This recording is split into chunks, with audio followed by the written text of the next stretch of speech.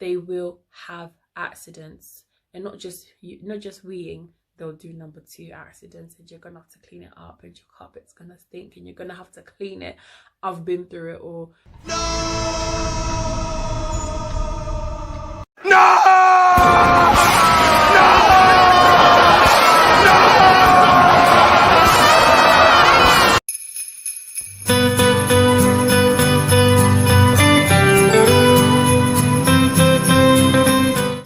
Welcome back to Motherhood by me, Mummy Wednesdays, and in today's video I'm going to be talking about how I potty trained my 3-year-old.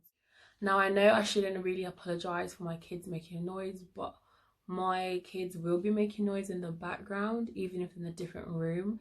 It's just mum life. There's nothing I can do about it. This is most likely the best time to do it because they're a little bit distracted. They've been fed, they've had their nap, or one has had his nap, and they've watching TV, so hopefully I can get through this. So before I had children, I had this preconceived notion that children should be potty trained by the age of 2, and it's just not realistic. Every child is different, and when I had my own children, when I had my first son, I was really adamant that I would get him potty trained by the age of 2.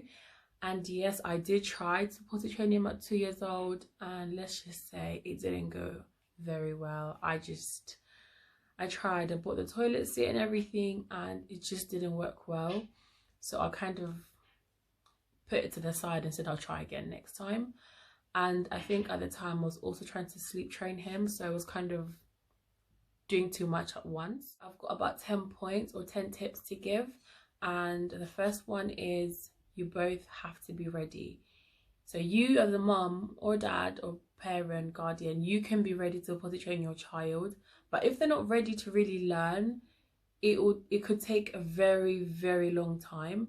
But if they're ready and you're not ready, you're not committed to really potty training them, it really won't work out. So you have to both be ready, and most of the time children will give you cues that they're ready.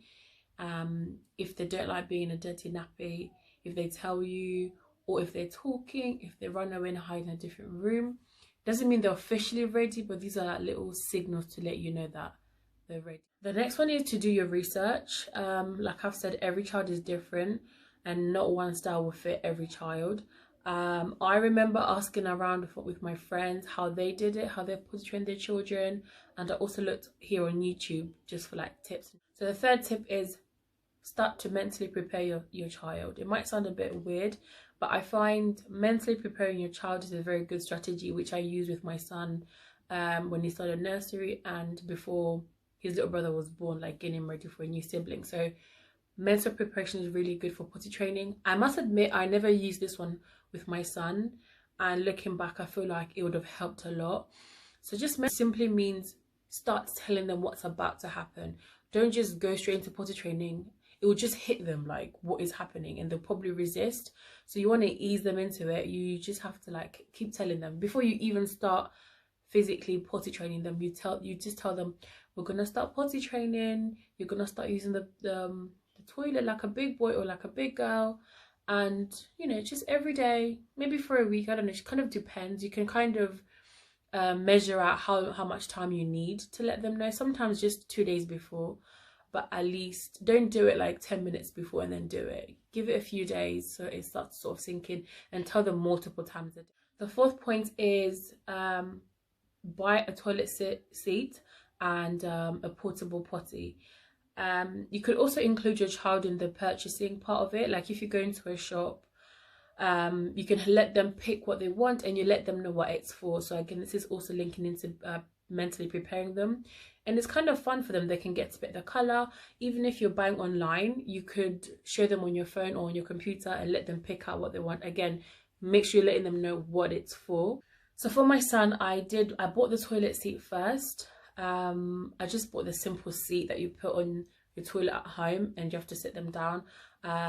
Sometimes there are some potty or toilet seats that have got like, it's a whole massive thing, that have little stairs as well for them to really sit down on their own. But I just wanted to get something very simple because I don't want it to take up too much room in my house.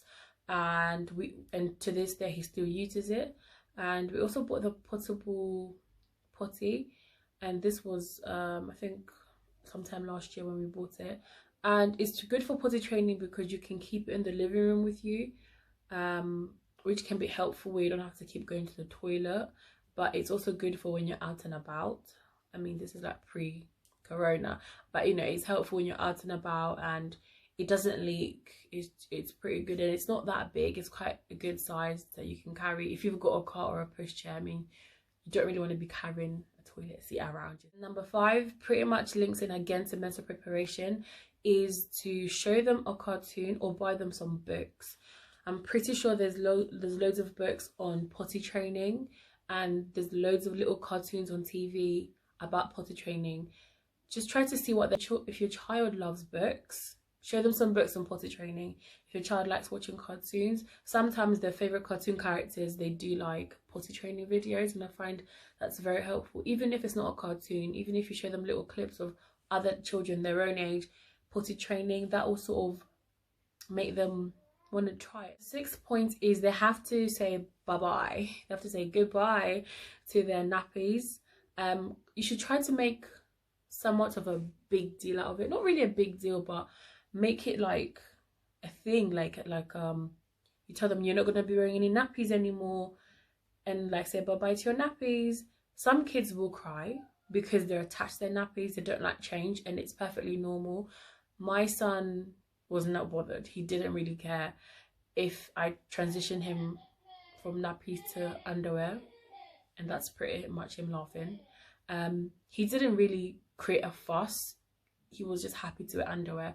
But if your child cries, you can just sort of give it time. I mean, these things don't happen overnight, they take time, but you can just let them know that you're a big girl or big boy now. You don't need to wear nappies. Nappies are for babies. You can wear your bigger underwear. Again, you can, when you're purchasing the underwear, you can include them in that process. Just include them as much as you possibly can so that they feel like they've got some sort of choice in the whole thing. So when you get the underwear, they'll pretty much, I mean, try to make sure the house is warm, because I mean, living here in the UK, it's pretty cold.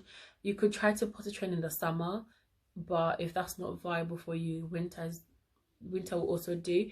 But try to keep your house warm, because for me, I kept my son in underwear and I tried to keep the house warm, because there's no point putting on underwear and clothes because they will get wet, they will get soiled, and it just becomes too much. Number 7 is putting on a timer.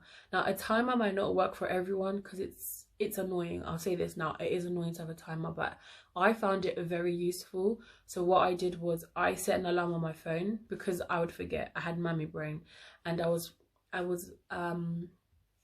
pregnant at the time, and you know, pregnancy brain is a thing. So I'd put on a timer from 8 o'clock. So I start 8 in the morning, 10, so every 2 hours, so 8, 10, 12, 2 o'clock, 4 o'clock, 6 o'clock, and the last one at 8 o'clock, just before he goes to bed. It was the most annoying thing to have, but it was a reminder. And every time I put him on the toilet, I mean, he wouldn't pee or do number 2 all the time. It would be hit and miss. More than anything, it was just about familiarizing him with the procedure.